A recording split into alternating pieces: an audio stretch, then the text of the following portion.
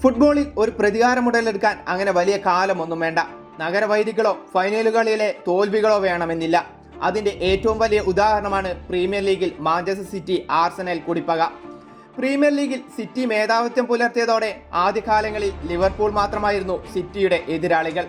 എന്നാൽ കഴിഞ്ഞ 2 സീസണുകളിൽ സിറ്റിക്ക് ഏറ്റവും കൂടുതൽ തലവേദന സൃഷ്ടിച്ചത് പെപ്പിന്റെ പഴയ ശിഷ്യനായ മൈക്കിൾ അർട്ടേറ്റയായിരുന്നു.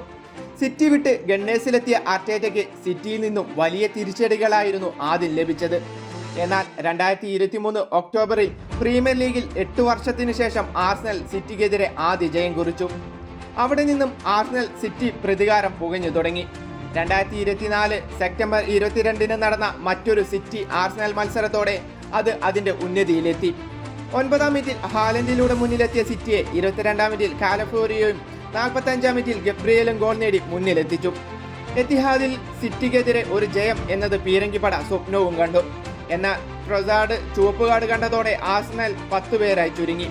അങ്ങനെ ആർസനൽ ബസ് പാർക്കിംഗ് സ്റ്റൈൽ തുടങ്ങി. സിറ്റിയുടെ ആക്രമണങ്ങളെല്ലാം അതിലൂടെ പ്രതിരോധിച്ചെങ്കിലും അവസാന വിസിലിന് തൊട്ടു മുൻപ് ജോൺ സ്റ്റോൺസിന്റെ കാലുകൾ ഗണ്ണേഴ്സിന്റെ ഗോൾ വല ഭേദിച്ചു. മത്സരശേഷം ആർസനൽ കോച്ച് അർട്ടേറ്റയോട് സ്റ്റേ ഹംബിൾ എന്ന് പറഞ്ഞ് ഹാലൻഡ് ആർസനലിന്റെ പ്രതികാരത്തെ ഊതിക്കത്തിച്ചു.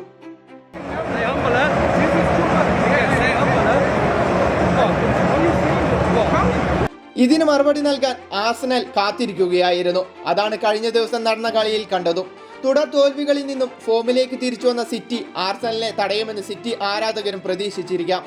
എന്നാൽ പെപ്പും സിറ്റിക്കും ഇത്രയേറെ അപമാനിതനാവേണ്ടി വന്ന മറ്റൊരു മത്സരം ഉണ്ടായിട്ടുണ്ടാവില്ല.